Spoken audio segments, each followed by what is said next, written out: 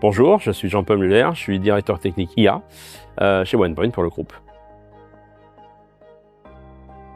Il y a une solution que j'aime bien, qui est au service d'un établissement de santé. L'idée, c'est l'amélioration continue des services. L'idée, c'est de remonter vraiment l'expérience patient et résident par l'intermédiaire de groupes de travail. Cette société organise des groupes de travail avec des personnes qui sont dans les établissements de santé pour pouvoir discuter avec eux, voir qu'est-ce qui se passe bien, quelles sont les doléances, on va dire, durant leur séjour pour améliorer les services établissement par établissement. C'est très consommateur en termes de temps, puisqu'il y a des animateurs, on constitue les groupes de travail. Là, il y a aussi des interviews aussi en one-to-one. Et donc, en fait, ils sont limités en termes de capacité. Et l'idée, c'était de se dire, est-ce que maintenant, les IA génératives, avec les capacités de synthèse, de recherche sémantique, d'analyse, etc., et puis tout ce qui est lié aussi à la retranscription, qui marche quand même de mieux en mieux, même avec des groupes de travail, c'est-à-dire avec des personnes avec des voix qui vont intervenir à différents moments, et donc la séparation des voix et des choses comme ça. L'idée, c'était de voir comment on pourrait potentiellement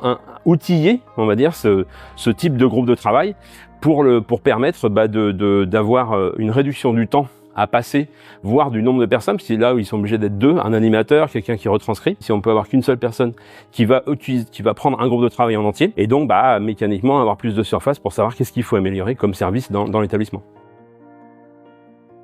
Sur l'ensemble du process, il y a différents modèles qui interviennent. Il va y avoir des modèles de speech to text, il va y avoir des modèles qui vont permettre de séparer les voix, il y a des modèles qui vont recomposer après en analyse du langage potentiellement les problèmes qu'il y a eu sur la retranscription. Après, il y a les modèles, alors là on va rentrer sur les sujets d'IA générative qui vont aller sortir les thèmes principaux. L'idée, c'est en live faire de la thématisation, enfin de faire des propositions qu'il faut se réapproprier. C'est une sorte de brouillon. C'est pas quelque chose d'abouti, mais au moins on a quelque chose où on a un brouillon de 30, 40, 50% du travail qui est fait.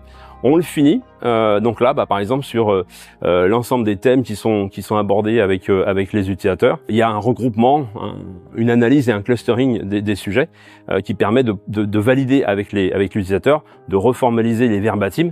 Bref, techniquement, on a plein d'endroits où sur le long de la chaîne où il y a des modèles d'IA qui interviennent. Dans ce cas-là en particulier, on a plutôt tendance à utiliser des modèles sur étagère parce qu'ils sont assez aboutis et il n'y a pas besoin de spécialisation. Et avec les échanges, puisqu'on est sur le service, même si c'est dans le monde de la santé, il n'y a pas besoin d'avoir des ontologies particulières ou d'avoir des modèles qui vont être fine-tunés.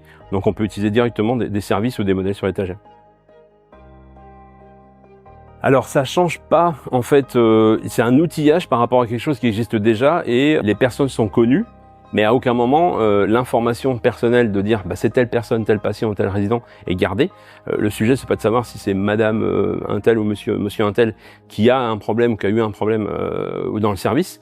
C'est vraiment de la remontée d'informations. Donc les gens sont connus, mais totalement anonymes, et toute la data est anonyme. On a même des modèles qui peuvent anonymiser les voix, c'est-à-dire qu'en fait on les sépare et on va les dépersonnaliser entre guillemets.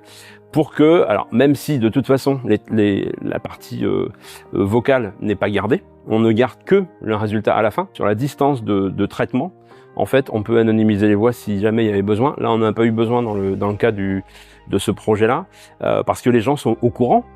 Ils sont au courant qu'ils sont enregistrés en live, mais que l'enregistrement n'est absolument pas gardé. À l'issue du groupe de travail, tout est effacé. Les premiers résultats sont plus qu'encourageants parce que, ce que je disais tout à l'heure, c'est que ça permet de dédoubler et d'avoir plus qu'un seul animateur. Par contre, ce qu'on a remarqué, c'est que les outils ne font pas tout. Et donc l'animateur, il faut qu'il soit bien formé pour pouvoir finalement reformuler ce qui se dit, pour permettre au système de retranscription et de synthèse à ne pas avoir à gérer le brouhaha des gens qui disent « Ah mais moi c'est pareil, machin, etc. »